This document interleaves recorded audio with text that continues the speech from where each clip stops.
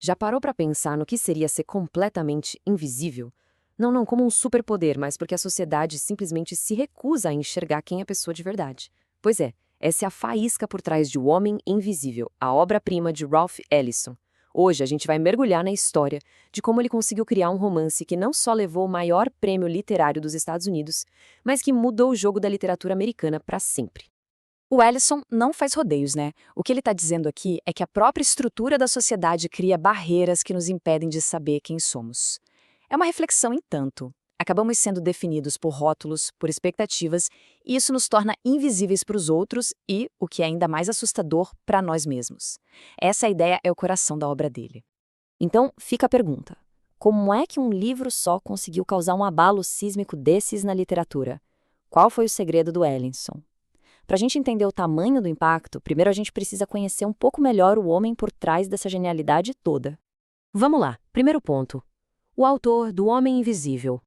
Esse aqui é o Ralph Waldo Ellison. Ele nasceu em Oklahoma em 1914. E o nome dele, uma homenagem ao poeta Ralph Waldo Emerson, já meio que dizia muito sobre as aspirações da família, né? Ele cresceu num ambiente de forte segregação racial, mas ao mesmo tempo de uma riqueza cultural imensa. E foi justamente essa mistura que deu para ele uma visão única das contradições da América. O mais fascinante na trajetória dele é essa mudança de rota. Pensa bem, ele começa como músico de jazz, trompetista. Aí ele se muda para Nova York para estudar escultura, mas é lá que a literatura pega ele de jeito. E essa virada, que ninguém esperava, ia mudar não só a vida dele, mas o curso da literatura. Agora, a segunda parte, da música para uma missão. Fica aquela pergunta no ar, né?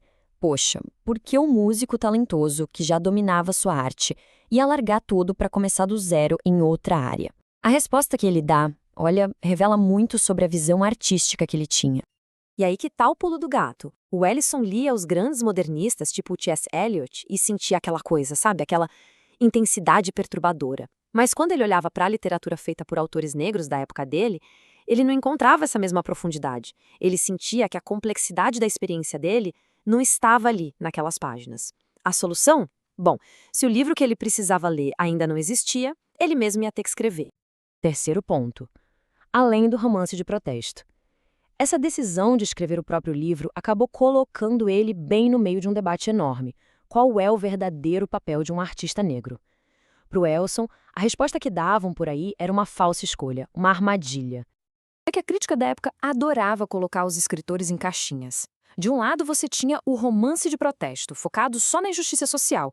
Do outro, a arte pura, que supostamente flutuava acima da política. O Ellison olhava para essa divisão e achava tudo muito superficial, muito limitador. E a resposta do Ellison para isso é simplesmente genial. Ele se recusa a aceitar essa divisão. Para ele, quem separa arte e protesto, na verdade, não entendeu o que a grande arte realmente faz. O ponto central dele é o seguinte: toda grande arte é um protesto. Crime e Castigo é um protesto contra a alienação. Huckleberry Finn é um protesto contra a hipocrisia da sociedade. A arte, na sua essência, está sempre protestando contra as limitações da condição humana. Vamos para a quarta parte, folclore, o cerne americano. Ok, mas de onde ele tirou a matéria-prima para essa arte tão universal? A resposta estava bem ali, nas raízes da cultura americana, no folclore. E olha, isso aqui é um ponto-chave para entender o Ellison. Para ele, o folclore negro, o blues, os spirituals, as histórias passadas de geração em geração, não era algo menor, secundário.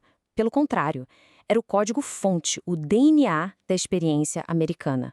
Era uma fonte de sabedoria sobre como sobreviver e, mais importante, como se manter humano diante do impossível. Quer ver um exemplo que ele mesmo usava? Este é um verso antigo, do tempo da escravidão. Parece uma coisa simples, quase infantil, né? Mas se a gente olha com atenção, tem um drama humano inteiro aí dentro. O desejo de liberdade, o peso da idade, o medo do desconhecido. É literalmente uma obra de arte miniatura. E é aí que está a genialidade dele. Ele conseguia extrair verdades universais dessas expressões culturais que muita gente simplesmente ignorava.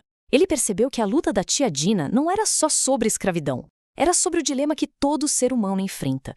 Querer a liberdade, mas ter um medo danado do desconhecido. Onde outros viam simplicidade, ele via a complexidade da alma humana. Certo, chegamos à quinta parte, por dentro da obra-prima. Agora, vamos ver como ele costurou todas essas ideias dentro de O Homem Invisível. Essa página do manuscrito original diz tudo. O romance não nasceu pronto. Foi um trabalho árduo de 7 anos escrevendo e reescrevendo. Cada palavra, cada frase foi pesada, pensada, polida, para construir uma estrutura que era super complexa e totalmente intencional. Ellison montou o romance em 3 atos, e são atos bem brutais. Primeiro, o propósito. O narrador, ainda ingênuo, segue as regras da sociedade, acreditando na promessa de sucesso. Depois, vem a paixão.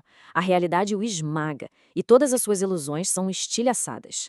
E, finalmente, a percepção. Dos escombros de tudo isso, surge uma consciência nova, dolorosa, mas real. E é aqui que ele amarra tudo de forma brilhante. Essa estrutura de propósito, paixão e percepção é, no fundo, a mesma jornada que se vê em inúmeros contos folclóricos. É a jornada do herói, saindo da escuridão para a luz, da invisibilidade para a autoconsciência. E com isso, a gente chega na grande sacada do Ellison sobre o poder da literatura. Para ele, um romance não é um espelho passivo da realidade, é uma força ativa. Ao dar nome a uma experiência, ao dar forma e linguagem para ela, a literatura não está só descrevendo a nossa consciência, ela está, de fato, ajudando a criar essa consciência. No fim das contas, a obra de Ellison deixa uma pergunta no ar para todos nós.